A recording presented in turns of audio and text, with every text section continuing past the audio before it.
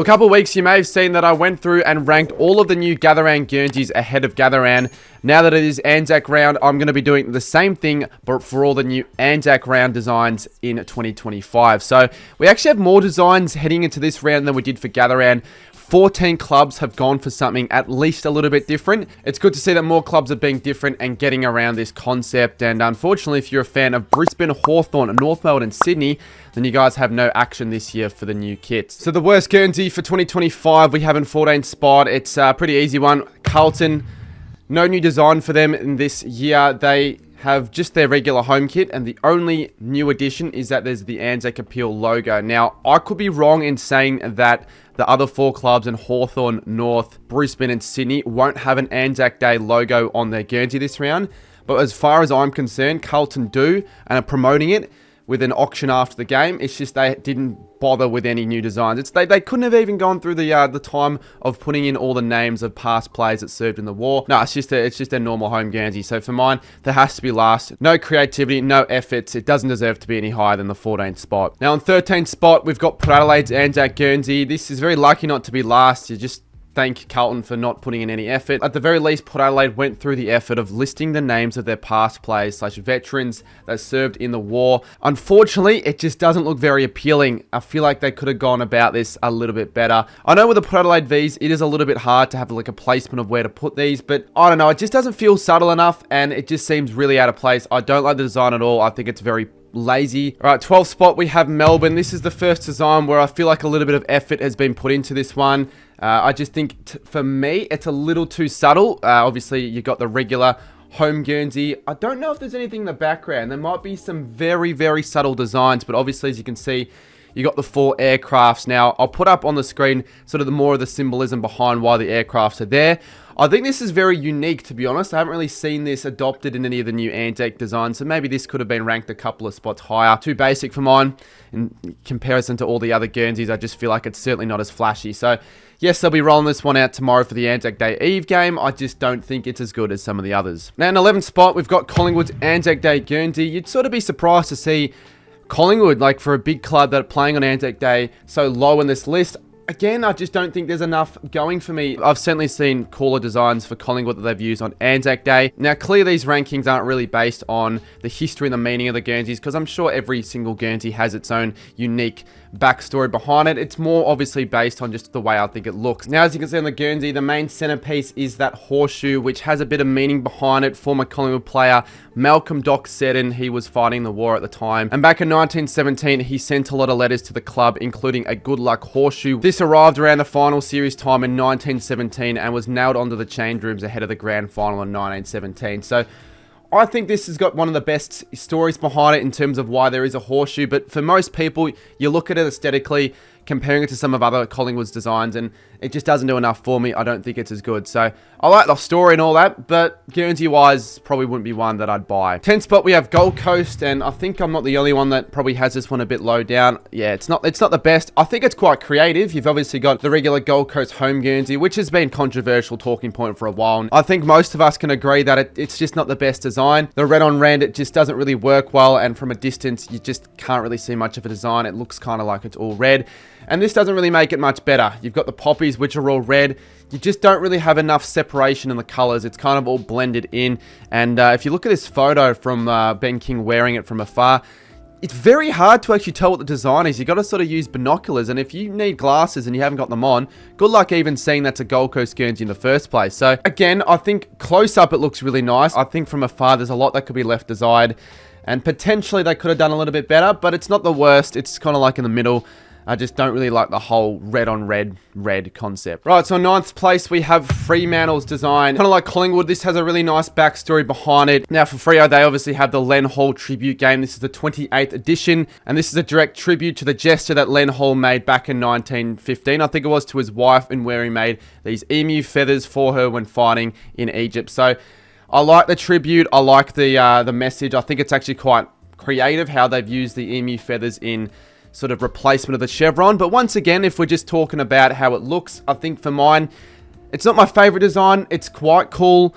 As I said before, very creative, but yeah, maybe a little bit too plain for mine. Still a nice Guernsey. I haven't got a complaint, but I think there are some that are a little bit better. Coming in 8th spot, around the middle of the mark now, we've got Richmond, who will also be using this for their Anzac Day Eve game. Obviously, here you see the use of the wattle for the yellow sash, but I feel like it's something that I've already seen before. Maybe I'm wrong, but I swear the Tigers have done very similar designs before for their Anzac Day Eve games. Yeah, it's clean though. Haven't really got too many complaints, but I'm not going to have it too high up in the ranking, so it's around the middle of the mark for mine. Alright, in the 7th spot, we have GWS's Anzac design. Now, this one's quite creative, to be honest with you. I really like the camo print design that they've gone with, obviously, as you can see on the G. Now, they had a similar design last year, which is kind of why this one's not placed as high. But at the end of the day, I kind of like the last year's design a little bit more because there were more camo prints. This one's more just on the G. Now, it's very rarely seen in AFL Guernseys, the use of this camouflage print for the designs. I think it works well for GWS. I like the color differences. I think it works well with the Giants colors, and this is in representation and symbolism to the ADF, you know, in the support for those that have been serving the country. So the one reason maybe why it's down a little bit, I like this one, mate, because it's a bit similar to last year's, and I thought last year's looked a little bit nicer. Coming in 6th position, we have West Coast. Now, quickly before we get into the design, this one actually hasn't even been fully released yet. This is the last one to be released, and it hasn't been released yet on the West Coast website or Instagram or anything like that. So that would be why the quality of this photo is really poor, because the only quality I could find was from an Andy Munro TikTok, the Guernsey man. So we are taking his word from it. I can almost assure that this is going to be released at some stage very soon. And when we look at it, I think it's pretty clean. You've got obviously the regular West Coast design. I don't know exactly what's on below the eagle. Looks like some form of a signature. We've got the sun, I think it looks like. I think it's the sun behind the soldiers going past. It's quite simple, but the colors work well. West Coast do a pretty good job with their Guernseys. It's a bit more of a subtle one compared to some of the others in the other top 5, but maybe if I saw a better quality version of this to see if it could be ranked higher or lower, but I'm going to keep it in the 6th spot. I think it's pretty cool, but West Coast, you got to hurry up and actually release this now if this is actually what you're going with. All right, head to the top 5 now, and we start off with the Cats. This Cats design is really cool. Now, you could make the argument that it's a little bit too plain. There's not that much going on, but I would beg to differ. This is commemorating the 110 years since the landing at Anzac Cove, and as you can see, it includes the sky, the hills, you got the beach, the water, the grass, you know, of Gallipoli behind the hoops. Now, this is something that the Cats do quite well. I think we've seen it with some other designs in previous years, like Country Round and probably Indigenous Round at some stage, where they have like a background or a backdrop of something they want to represent behind the hoops. And I think with the colors the Cats have, blue and white, it works quite well with the scenery. So yeah, the color scheme, in my opinion, works really nicely. This is one, if I was a Cats fan, I'd probably buy if you can.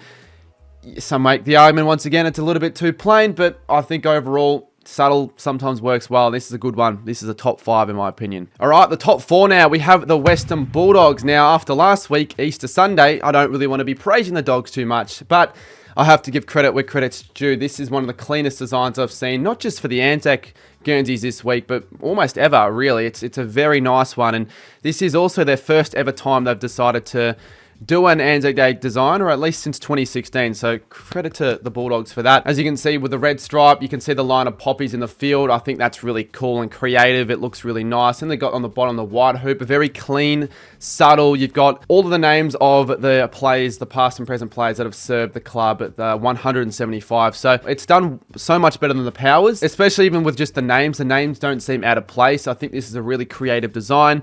Not quite as outlandish as maybe some of the others we've seen, but yeah, this is a good one. Top 3 now. In 3rd spot, we have Essendon, another design done really well. Now, as you can see, you've got all the poppies that form the red sash. It's certainly a design we've seen before.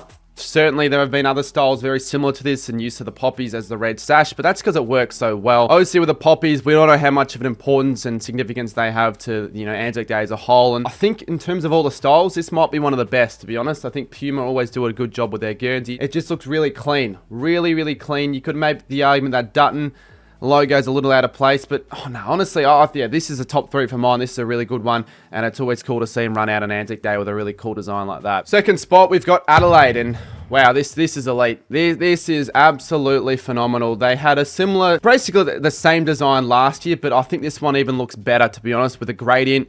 The red and the yellow, it kind of resembles a sunset, if I'm going to have to say anything, if it even does. You've obviously got the silhouette there of the bugler behind the chevrons, and it's just a really clean design. I know this was done last year. They had a home design for this, but they've inversed it, and I think it looks even better. But because the design wasn't new for this year, I've left this out as number 1. And coming in number 1 spot, we have St Kilda's. Now, bias aside, this is absolutely phenomenal. This is so nice, and St Kilda, once again, have hit the mark when it comes to designs. I think I'll be getting my own St Kilda design very soon. I'm not too sure when, but potentially right after this video is posted, I'll be rushing to the Saints shop because you can't not want to purchase this, even if you're not a St Kilda fan. But I have it at number 1 because, again, I think it just looks so sleek, cool. The history behind it as well is fascinating. It's rare as well to see completely new and different designs for like special rounds like this, and this is exactly that, because we have seen variations of the hot cross bun design with a cross, but not like this. I think this just works well with the colors. It's very subtle. Not that much red as well, which is probably good for the sake of Anzac Day. And then you can look at the back. You've got the poppy, which is clean. You've got Lest We Forget with the player names on the stripe. So, yeah, look, you could make the argument that some of the others are better and say that because I'm a Saints fan, I have this number 1. But let me know down below. I think this is really nice. And the Saints with their Guernseys, once again, they rarely miss. And this is a hit for mine. So, expect to see me getting this Guernsey in the next coming days for sure. It's bloody phenomenal. All right, those are my rankings from 1 to 14. I'm hoping that they haven't decided to renounce any more in the next coming days. I don't think they would have. Let me know down below. Cheers for the support, and I'll see you soon. Hopefully the Gather Round Bingo video should be the next video out on the channel.